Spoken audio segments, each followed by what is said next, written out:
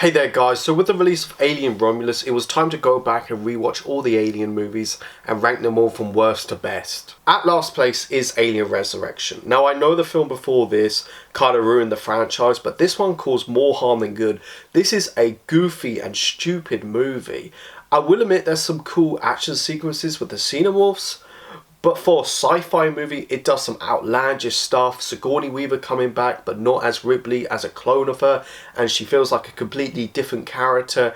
And you got the whole xenomorph human hybrid, which isn't scary, it's just cringe to watch.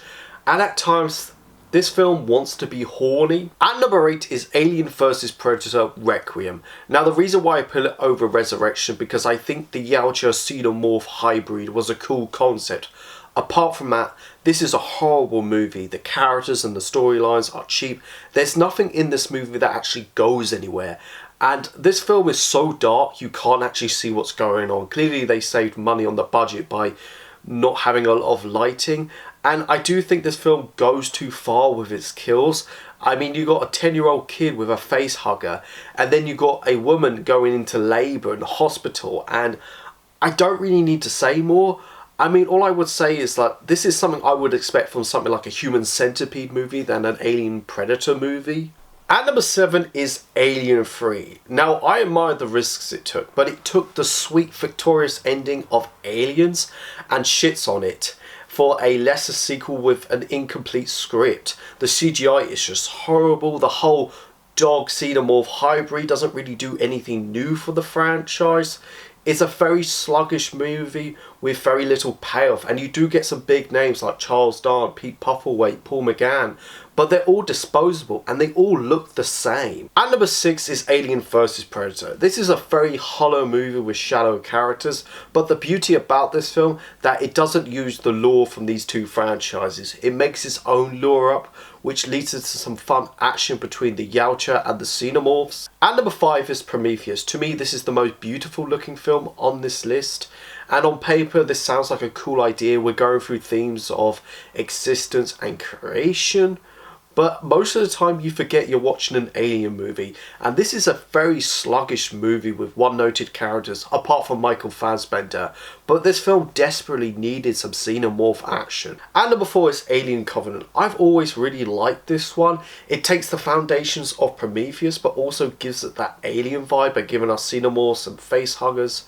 I do think it has a very underrated cast, a better set of characters than most films on this list, like Danny McBride. I think Michael Fassbender carries this movie as David and Walter. It takes a step back from the philosophy stuff and gives us some really fun action sequences and some really scary stuff, but I will admit this film can be disjointed at times. At third place is the latest addition to the franchise, Alien Romulus, and I did consider this at second place, but it goes back to the horror of Alien. It's thrilling, it's intense, it has a great use of atmosphere and tone with the space station. The cast is great, there's some incredible practical and CGI effects. I like the nods to other films rather than ignoring them, but also it takes the whole idea of a human xenomorph hybrid from Alien Resurrection, but actually make it work and scary. At my runners-up is the one that started it all, Alien. To me, it has one of the coolest taglines in movies: in space no one can hear you scream. Ridley Scott was able to merge science fiction with horror. At its core, it's a very simple movie, but with its sense of tension and dread and its bleak atmosphere, there's no joy or warmth to it. It's a very confined and claustrophobic movie. And the practical effects were ahead of its time, and Sigourney Weaver as Ripley is one of the coolest characters in science fiction. I mean, we see her character grow throughout these two films, but also what she has to overcome. So my favourite, of course, is Aliens. This one took the foundations of the first movie and flipped the switch and gave us more of an action horror movie this time, and it kicks ass. Definitely has the best set of characters. I love the dynamic. Bill Paxton has so many one-liners like Game Over Man. James Cameron took the lore of the first movie and expands on it, but also gave us some really awesome and thrilling action sequences. And the relationship between Ripley and Newt is the emotional anchor of this movie. And that was like the warmth and joy compared to the first Alien movie.